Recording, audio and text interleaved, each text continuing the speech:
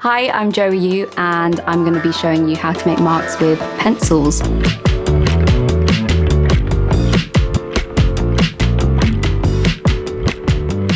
I am an illustrator, and I'm really fueled by making things that are reflective of every day and trying to flip it around on its head and show someone what I see. The medium I use is dictated by the scenario I'm in, so I need pencils, things that I can carry, pastels or whatever, because it's quick, easy, it's not messy. I can just put it in my pencil case and then travel somewhere, take it out, and it's there. So I have with me simple pencils.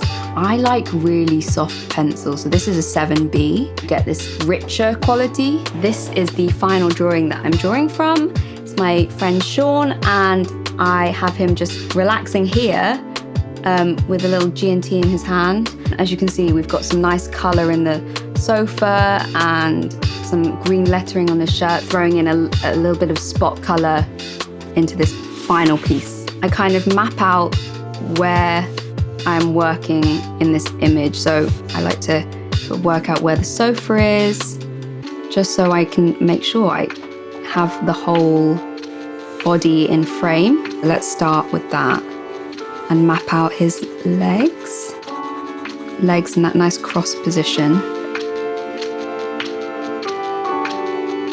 And then back up to the jumper.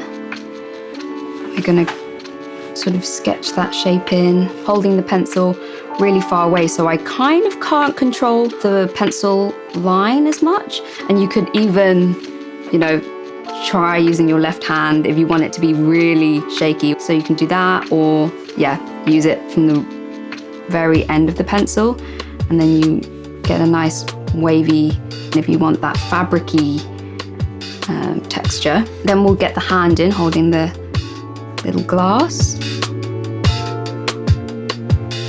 Just draw the hand in, and then the little beverage. Get a green pencil. I think this will be a nice spot of colour.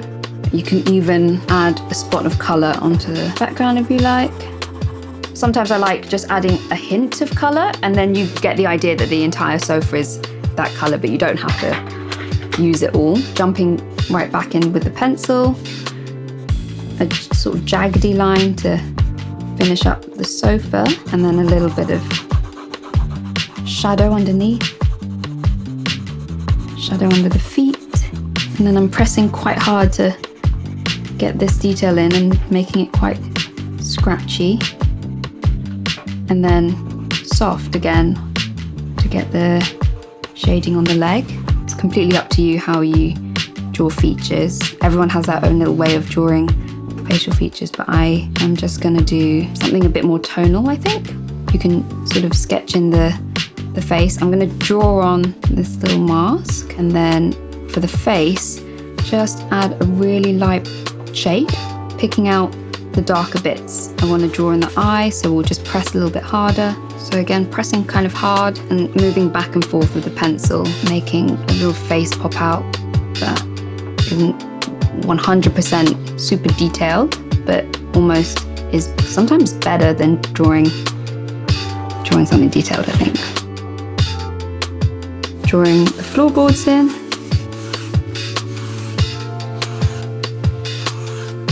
And just kind of placing it into space. So I like to add a little bit of detail in the background.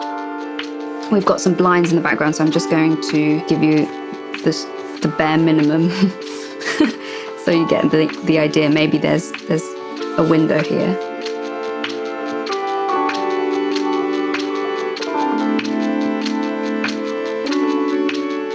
So when you've kind of come to the end of your pencil drawing, you can think about adding more colour if you like. As you can see, we've got a little light source here, and I definitely really, really heavily use light in my drawing. I like showing how things are lit, and I like creating a mood with lighting, so you can definitely try that out. So what I'm going to do is take this blue colour and show how one light source can kind of illuminate. You can really exaggerate, emphasize where the light would hit or does hit. And then, for example, this is the light source, so you can really concentrate it and show where that would be coming from. The blue and the orange go really nicely together. Like when they blend together, it's such a contrast. It's also quite nice having that amount of color in one spot and then the rest is like a grayscale. Looks like the light is what is making it colorful. And I quite like almost faking shadows where shadows might not be, so I want to add a little bit more color here. So we will. Doesn't have to be expertly colored, but just to give that swoop in the direction.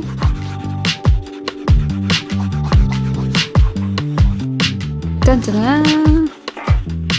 A nice evening G&T, chilling at home.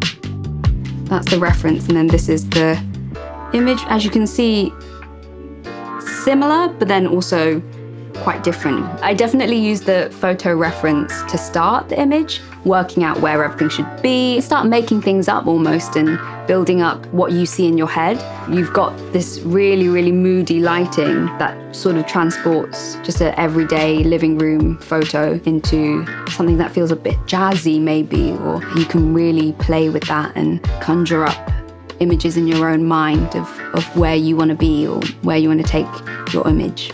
Thank you for watching. I hope you enjoyed that. And if you make your own drawings, please feel free to show us on socials and you can tag me and Bombay Sapphire.